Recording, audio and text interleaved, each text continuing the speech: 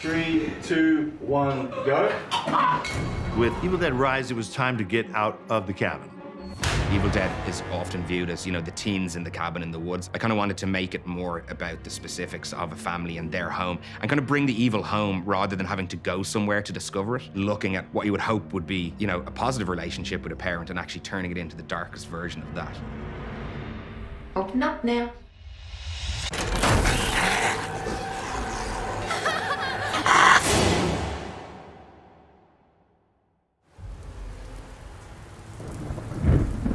I think what's so haunting about being in the dilapidated building and trapped there in the city, it's this claustrophobic, slow suffocation of characters in this agonizing position. Everybody here dies by dawn, Beth. The location needed to have a real sense of identity. I always kind of felt like the corridor and the elevator are really the forest in this movie, which is a very different vista. And we knew we needed to get the details right because we were going to spend a lot of time inside these interior spaces. As a production designer, my job is to create that world where the audience feel like there's no way out, dark corners, subtle lighting, help kind of build that suspense. The apartment was completely built from scratch. We didn't shoot in a location. It was a set on a stage. It is the most detailed set I think I've ever been on. It felt like a home. It felt like there was personality and stories and memories built into the walls.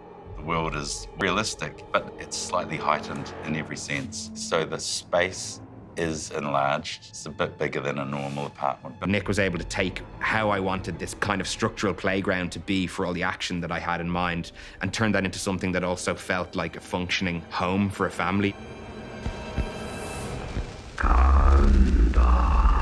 I saw an angle really early and a way to tell a fresh and different take on the story and to bring the Deadites back in a different way. And I knew I wanted the book to have a fresh identity, and we'd early on decided that it wouldn't be, you know, the face from before. It needed to be something else. And I liked the idea that it felt a little bit more alive. The book always gets slight variation. It's a human skin book with pages that are inked in blood. So you got to follow that basic principle. This current one has, like, you know, gnarly teeth that go and open up, you know? I mean, they're never pleasant to look at. The texture of it, the mechanics of it, it's all slightly more complicated. And so it was labored over hugely. So it's ended up being a really cool prop. You really want to sell just that moment of just that final bit of noticing that that thing is there just as it happens. But yeah, that looked good. I knew we needed a really great big bad in the story. And that was the kind of idea of taking the mother, like maybe the obviously most secure person within the story, and then subverting her and subverting her behavior. Really plays on the mother-child relationship, those strong family bonds. We exploit them in this incarnation of Evil Dead. Don't let it take my babies. Mother turning against her children is completely scary. The first thing that attracted me to the role of Ellie is that I thought it would be a huge challenge to play the mum of three, and at the same time, the Deadite. When this mother gets possessed, you literally can't take your eyes off it. The way they've done it, the prosthetics, they're top-notch.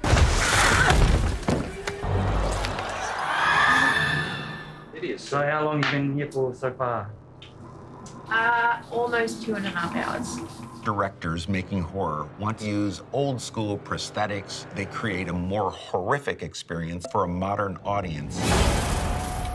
A lot of times you just glue a bunch of stuff on and change them completely, but with this one we had to take a less is more approach to get as much as we can out of the characters without losing any of them. You should have put the book back, Danny!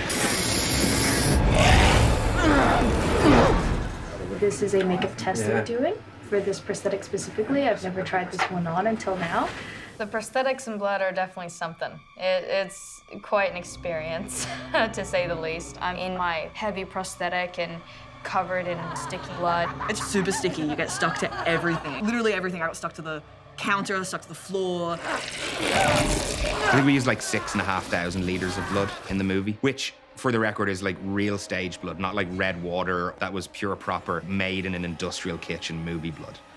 So we used a lot of that, and obviously a lot of it featured in the blood elevator. So it's just later in that performance, maybe when it hits you around above your knees. The elevator had to perform so many different functions, sometimes in a tank of blood, sometimes it's being shaken around. These set pieces has to have a very careful planning.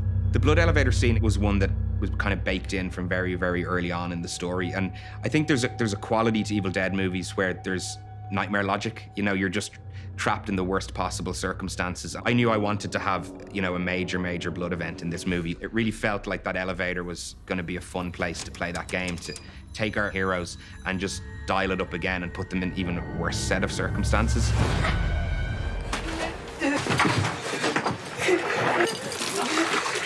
When I got asked what scene I was looking forward to the most, straight away I said the elevator scene, because who doesn't want to be covered in blood? Figuring out how to take our two actors and put them in a wooden box that fills with blood from top to bottom was not the easiest thing in the world to do. It's often the things that you glance over in the script the first read, you go, this is going to be the most complex thing. Anything with water and blood. It's been wonderful being paired up with Nell. You know, you have to be aware that this content is really full on and quite intense. I loved working with Lily. She was absolutely great.